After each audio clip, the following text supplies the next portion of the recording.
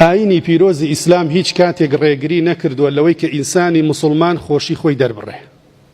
حتى لحديث هاتو پیغمبری خوا صلی الله عليه وسلم هەواڵێکی خۆشی بۆ بهاتە سوجدەی شکری ئەبرد. بەڵام هیچ کاتێ لە ئاینی پیرۆزی ئیسلامان نەهاتۆ کاتێک کە خۆشیەکت بۆ هاتووە دیجێ بخەیتە سەری گۆرانی و مۆسیقا و شایی و ڕەشبەڵەک و خۆڕوودکردنەوە. ئەمە لە ئاینی پیرۆزی ئیسلامان نییە. ئەمە لە شوێنێکەوە بۆمان هاتووە بۆی ئەخلاق و ڕەوشمان لەناو بەرن. خۆشەویستەکانم ئاگادار بین ئەخلاق و ڕەوشی با و باپیرانمان دەستی پێوە بگرە. نەنکی تۆ چۆن بوو، باپیرت چۆن بوو، دایکت چۆن بوو، تۆش ئاوها بە. تەقلیدی شوێنێک مەکەوە کە ئەوێ ئەخلاق و ڕەوشی تۆ نەهێڵێ. ئاینی پیرۆزی ئیسلام لەگەڵ هەموو عادەتێکی جوانایە، لەگەڵ هەموو ڕەوشت و ئەخلاقێکی جوان و بەرزایە. بەڵام وەڵڵا ئەخلاقێ ناشین بێ ئاینی ئیسلام لای پەسەند نییە، عقوبەی لەسەرە.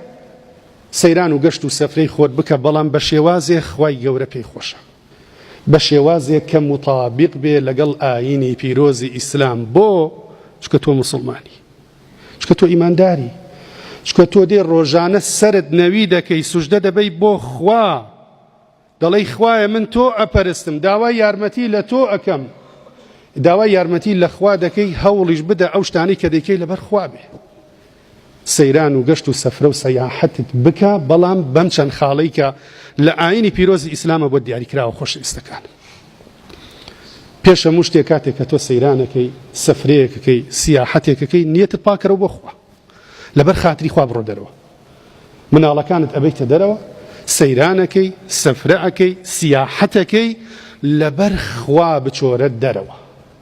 لەبەر ئەوە مەچۆرە دەرەوە بڵێ خەڵکی ئەڕوا منیش ئەڕۆم، لەبەر ئەوە مەچۆ، لەبەر ئەوەی پاداشتێکت بۆ بنووسرێت لای خوا. إنما الأعمال بالنيات. کردەوەکان هەمووی بە نیەتی دڵە. تۆ کاتێک کە مناڵەکانت دەبەی لەگەڵ خۆتا دەچی بۆ سەیرانێ، خوای گەورە و میهرەبان پاداشتت بۆ نووسێ. ئەو ئاینی پیرۆزی ئیسلامە. لەبەر ئەوەی نیەتی تۆ وا بۆ دڵی مناڵەکانت خۆش بکەی، نەک نیەتت وا بۆ خەڵکی ئەچێتە دەرەوە، تۆش دەست بە چاو بگرە و بڕۆرە دەرەوە، بۆ هەر شوێنە ڕۆی تۆ شوێنیان کەوە. نە، تۆ کە چیتە دەرەوە نیەتت پاک کەرەوە بۆ خوا، لەبەر خوا بێ، لەبەر ئەوەی خوا بتپارێزێ، لەبەر ئەوەی پاداشتێکت قیامەتی دەستکەوێ.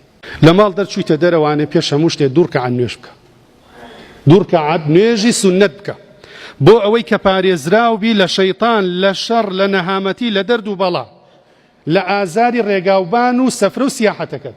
پێغەمبەری خوا صلی الله عليه وسلم دەفەرمێ: إذا خرجت من منزلك فصل ركعتين تمنعانك من سوء الخروج. ئەگەر هەر کاتێک لە ماڵ چوویتە دەرەوە دوور ڕەکعەت سوننەت بکە، خوای گەورە بەهۆی ئەو دوور ڕەکعەتە سوننەتەوە دەتپارێزێ لە شەڕ و شۆڕی سەفرە و سیاحەت و چوونە دەرەوەکەت. وإذا رجعت، ئەگەریش گەڕایتەوە بە هەمان شێوە دوور ڕەکعەت سوننەت بکە، خوای گەورە دەتپارێزێ لەوەی کە هاتوویتەوە شەڕێک لە ماڵەکەی تۆیا دروست بێ. ئەوە حەدیسی پێغەمبەری خوایە صلی الله عليه وسلم. بۆ تۆیە هەتا ئێستا ئەنجامت داوە، یان کە سلفی سیارەکە و لێدا یەکسەر گۆرانەکەی لەسەر حازرە، کاتێک کە دەچیتە دەرەوە هەوڵ بدە زیکری خوا بکە، لەبەر خوا زیکری خوا بکە. تۆ دەچی کەس نازانێت، کاتێک کە تۆ دەچی بۆ سەیرانە بە سەلامەتی ئەگەڕێیتەوە یاخود ناگەڕێیتەوە. خۆشەویستەکەم، ئەوە تەبینیمان دوێنێ خەڵکانێکی زۆر، والله إن العين لتدمع وإن القلب ليحزن وما نقول إلا ما يرضى ربنا إنا لله وإنا إليه راجعون. زاد لحفتاكس أما هاد لم حفتيدا حفتا مسلمان لنيوزيلندا، خواهي قولوا مهربان بشهيدي قبول يانكا شهيد كران. دينيش لمصل زياد لحفتاكس جير أو كوتن خوشەویستەکان. ئاگادار بە، تۆ دەچی بۆ سەیران، بۆ سەفرە، بۆ سیاحەت، زیکری خوا لەسەر دەم بێ، بۆەوەی کە شتێکت بەسەر هات خوا بتپارێزێ. خۆ هەر ئەوە نییە بڕۆیتە دەرەوە دیجەکە هەڵکەی، خەڵکی ئیزعاجکەی، خەڵکی ئازار بدەی، خەڵکی ناڕەحەتکەی. خوای گەورە و میهرەبان لێت توو ڕابێ بە شێوازێک. واللهی هەمومان پێمان ناخۆش، هەمویان مسلمانن، مناڵی تایە. خوای گەورە و میهرەبان سەبووری کە سوکاریان بدە، خوای گەورە و میهرەبان ڕەحم لە کە سوکاریان بکە. گەنجێکی پیشاندا ئەڵێ هەموو عایلەکەمی تیا بەس خۆم نەجاتم بووە. کە دەچیت بۆ سەفرە و سیاحەت بە دڵخۆشی بڕۆ، بەڵام ئاگادار بە شەیطان نەکەی بە ڕەفیقی خۆت. شەیتان لەگەڵا نەبێ شەیتانیش فەرمانی پێ ناکە بە چاکە بەخوا هەر فەرمانی پێکا بە خراپە بۆیە خۆشەویستەکانم ئەمانی کە پێتانم وت و چەند خاڵێکی تر بریتە لەوەی کە خەڵکی ئازار مەدە پێغەمبەری خوا صلی الله عليه وسلم لە فەرمودەیەکی صحیحی تردا فەرموویەتی اتقوا اللعانین خۆتان بپارێزن لەو دوو کردەوەی کە دەبێت بە هۆکاری ئەوەی لعنەتت بۆ بێ قالوا وما اللعانان يا رسول الله وتیان ئەی پێغەمبەری خوا صلی الله عليه وسلم دوو نەفرین لێکراوەکە چییە پێغەمبەری خوا صلی الله عليه وسلم فەرمووی الذي يتخلى في طريق الناس أو ظلهم ئەوەی کە لەسەر ڕێگای خەڵک پاشماوە ڕۆ دەکا یاخود لە شوێنێکا کە دارێکە سێبەرێکە خوای گەورە ئەو داری داناوە بۆی کە مسلمانان لە ژێریا بەحەسێنەوە تۆ دەچی پیسەکەی پاشماوەکەی خۆت ناکەیتە عەلاگەیەکەوە ژینگە پیسەکەی والله لەگەڵ ڕێز و حورمەتمان هەنێکە سەفرە و سیاحەتەکە ڕەسمگرتن گۆرانی تێکەڵبوون ئازاردانی خەڵکی ناڕەحەتکردنی خەڵکی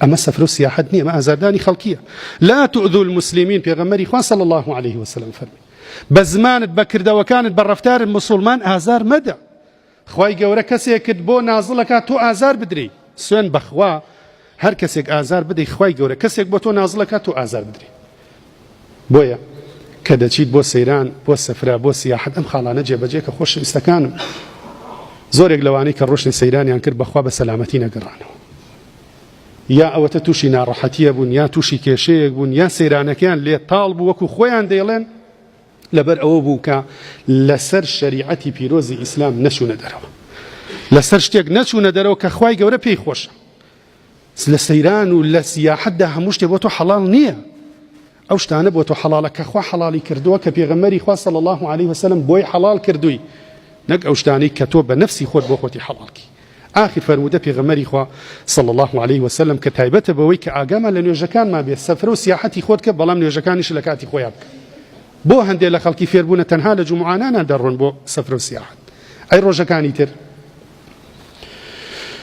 پێغەمبەری خوا صلی الله عليه وسلم ئەفەرمێ ئەگەر کەسێکی ئیماندار نوێژ لە مزگەوتدا ئەنجام بدە خێری 25 پاداشتی هەیە لە ڕیوایەتێکی تردا 27 پاداشت بەڵام ئەگەر لە سیاحەت و لە سەفرە و سەیرانە بیکە کەس ئاگای لێ نییە خێری 50 نوێژی هەیە ئەوە فەضلی ئاینی پیرۆزی ئیسلام لەگەڵ مناڵەکانتە لەگەڵ خێزانەکەتدا ڕۆشتی بۆ سەیران و سەفرە و سیاحەت نوێژەکانی مەچێنە قەسریان کە ئەگەر شوێنەکە دوورە ئەگەر مەجالی تیا ماوەتەوە قەسریکە قەسر و جەمعیشکە بەڵام لە کاتی خۆیان ئاگادار بە نەیچێنی بڵێ وەڵا ئەمڕۆ سەیرانە کوورە دەقەیچیەکە دەی بە ئەمڕۆ خۆ بەمڕۆ کافر نابین بەڵام بەو ڕۆژە دڵی شەیتانت لە خۆت خۆش کرد بەو ڕۆژە شەیتانت هێنایەتە خۆتەوە خوا ئیزانی تر شەیتانیش چێ فەتارەیەک تەعبا خۆشەویستەکانم